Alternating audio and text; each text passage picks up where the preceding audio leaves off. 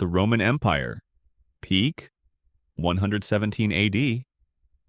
Imagine a world where one city governed everything from the cold forest of Britain to the golden sands of Egypt. This was the Roman Empire at its absolute zenith around 117 AD. It wasn't just a military machine, it was the financial heartbeat of the ancient world.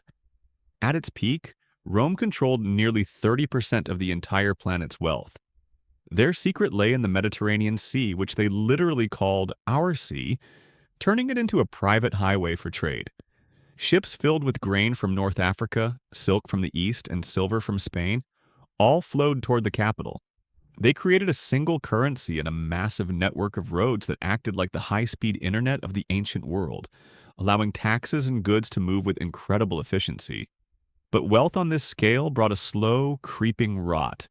The cost of maintaining a million-man army began to drain the treasury, while hyperinflation devalued their coins until they were nearly worthless.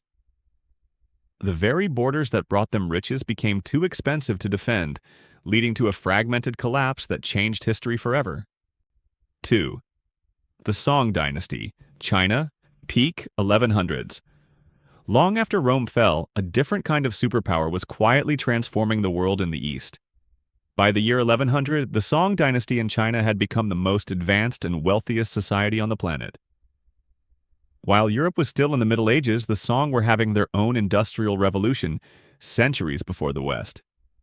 They were the first to issue government-printed paper money, which made trade incredibly fast and easy compared to carrying heavy bags of coins. Their cities were massive, bustling hubs with over 1 million people, filled with restaurants, theaters, and markets that stayed open all night. They didn't just trade, they invented the very tools of the modern world, like the magnetic compass and gunpowder. Iron production was at an all-time high, creating everything from sturdy bridges to massive pagodas. This was an empire built on brains and business rather than just brute force. However, their focus on art and wealth made them a tempting target. Despite their massive riches, they couldn't buy off the Mongol horsemen forever. Eventually, the very walls they built with their gold couldn't stop the sheer force of Genghis Khan's successors, leading to a dramatic end to China's golden age. 3. The Mughal Empire, India, peak 1700 AD. By the early 1700s, the Indian subcontinent was home to what many historians call the Empire of the Peacock Throne. Under the Mughal dynasty, India became the manufacturing hub of the world, contributing a staggering 25% of the entire global GDP. This wasn't just about vast lands, it was about an unmatched dominance in textiles. From the high-fashion courts of Europe to the markets of Southeast Asia, everyone wanted Indian muslin, silk, and calico. The wealth was so immense that the Mughal emperors were famously richer than all the monarchs of Europe combined. You can see this peak of opulence in the Taj Mahal and the Red Fort, structures built with white marble and inlaid with precious gems that reflected a treasury overflowing with gold. They had a sophisticated system of land taxation and a unified currency that made the empire a dream for international traders. But as the central authority in Delhi began to weaken, internal rebellions and the arrival of the British East India Company started to chip away at this massive fortune.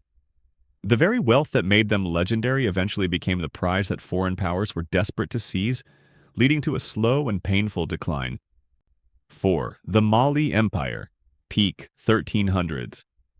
Deep in the heart of West Africa, a legend was born that still boggles the mind of modern economists. In the 14th century, the Mali Empire was the undisputed gold capital of the world.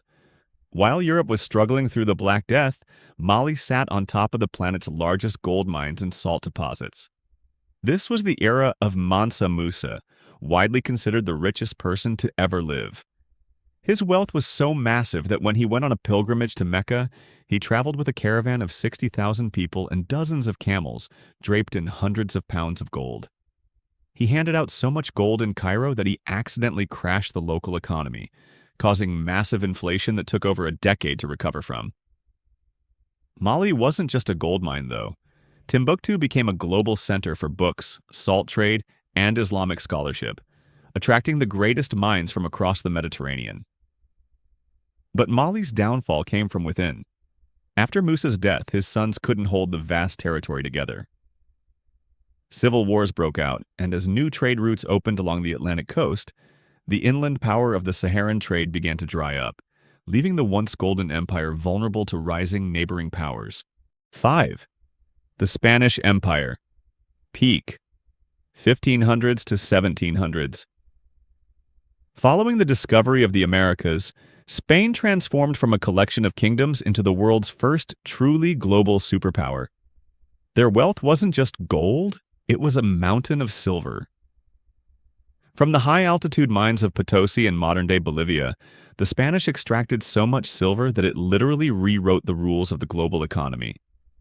They created the Spanish dollar, the world's first international currency, which was accepted from the markets of China to the banks of London. At its peak, the Spanish Empire controlled vast territories across every known continent, fueled by a massive fleet of galleons that bridged the Atlantic and Pacific Oceans. This golden age funded breathtaking art, grand cathedrals, and an unstoppable navy. However, this sudden flood of silver became a curse in disguise. Instead of investing in local industries, the Spanish elite spent their riches on foreign wars and luxury goods. This led to massive inflation, known as the price revolution, which made everything more expensive while devaluing their currency.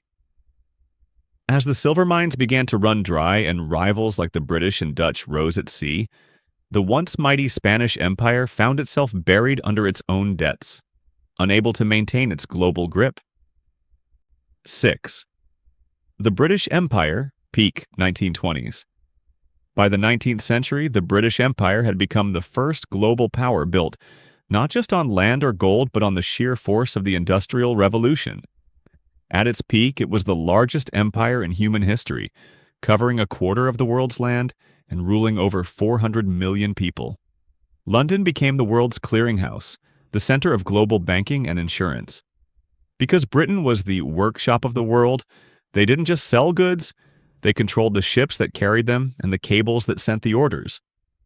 From Indian tea and Australian wool to Caribbean sugar and African diamonds, every corner of the globe fed into the British economy. They pioneered a free trade system that allowed their massive navy to protect merchant routes, ensuring that the British pound was as good as gold anywhere on Earth. However, the very technology they exported, railways, factories, and steamships, eventually allowed rivals like the United States and Germany to catch up. After two exhausting world wars in the 20th century, the massive cost of defending such a vast territory became impossible to bear. The empire that never saw the sunset slowly dissolved as colonies demanded independence, leaving behind a globalized world shaped by their language and laws.